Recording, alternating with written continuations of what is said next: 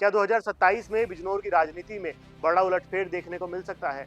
क्या समाजवादी पार्टी भाजपा को कड़ी चुनौती दे पाएगी या फिर योगी आदित्यनाथ के नेतृत्व में भारतीय जनता पार्टी एक बार फिर इस जिले में अपनी पकड़ मजबूत बनाए रखेगी? नमस्कार दोस्तों, मेरा नाम नवनीश है। आप हमारी खास सीरीज उत्तर प्रदेश 2027 जिला विश्लेषण देख रहे हैं। आज की इस वीडियो में हम बात करने जा रहे हैं बिजनौर जिले की। पश्चिम उत्तर प्रदेश का यह जिला किसान राजनीति, जातीय समीकरण और मुस्लिम दलित वोट बैंक के कारण हमेशा से काफी सुर्खियों में रहता है। यहाँ जाट, गुर्जर, मुस्लिम, दलित, ठाकुर और ब्राह्मण वोटर चुनावी नतीजों में बड़ी भूमिका निभाते हैं और अक्सर यही सामाजिक समीकरण चुनाव का रुख तय करते हैं। अगर विधानसभा सीटों की बात करें तो बिजनौर जिले में कुल 8 सीटें हैं। बिजनौर, चांदपुर, नूरपुर, बढ़ापुर, नजीबाबाद, नगीना, धामपुर और नहटौर।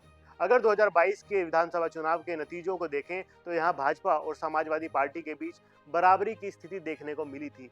बिजनौर, बढ़ापुर, धामपुर और नहटौर सीट पर भारतीय जनता पार्टी के विधायक हैं, जबकि चांदपुर, नूरपुर, नजीबाबाद और नगीना सीटों पर समाजवादी पार्टी के विधायक हैं। यानी जिले की 8 सीटों में 4-4 सीटों पर दोनों दलों का कब्जा है, जिससे साफ है 2027 में मुकाबला बेहद दिलचस्प और कांटे का हो सकता है। अगर जिले के बड़े नेताओं की बात करें तो बिजनौर लोकसभा सीट से वर्तमान सांसद हैं चंदन चौहान, जो राष्ट्रीय लोकदल से आते हैं।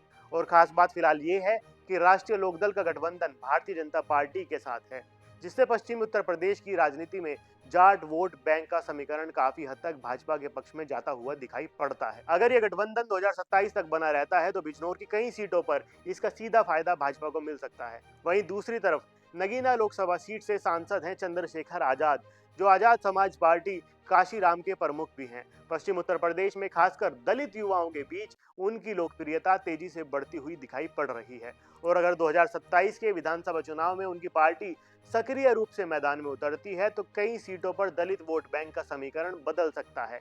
वहीं दूसरी ओर अखिलेश यादव भी समाजवादी पार्टी को मजबूत करने के लिए पश्चिम यूपी में लगातार सक्रिय हैं, जबकि मायावती की बहुजन समाज पार्टी भी पारंपरिक दलित वोट बैंक के सहारे कई सीटों पर चुनावी मुकाबले को त्रिकोणीय बना सकती है। अगर संभावित चुनावी समीकरण की बात करें तो नूरपुर, नजीबाबाद और चांदपुर जैसी सीटों पर कड़ा मुकाबला देखने को मिल सकता है, क्योंकि यहाँ सामाजिक समीकरण चुनावी परिणाम को पूरी तरह बदल सकते हैं। कुल मिलाकर अगर पूरे बिजनौर जिले की राजनीति को समझें तो यहाँ जाट, मुस्लिम, दलित और गुर्जर वोट सबसे ज्यादा निर्णायक माने जाते हैं। भाजपा जहाँ योगी आदित्यनाथ के नेतृत्व, कानून व्यवस्था और विकास के मुद्दों पर चुनाव लड़ना चाहेगी, वहीं समाजवादी पार्टी सामाजिक समीकरण के सहारे भाजपा को चुनौती देने की कोशिश करेगी।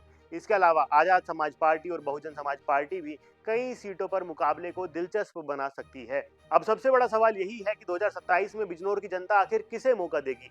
क्या भाजपा और उसके सहयोगी दल मिलकर यहां बढ़त बनाए रखेंगे या फिर विपक्ष इस जिले की राजनीति में बड़ा उलटफेर कर सकता है? इसका जवाब हमें 2027 के चुनाव नतीजों में ही देखने को मिलेगा।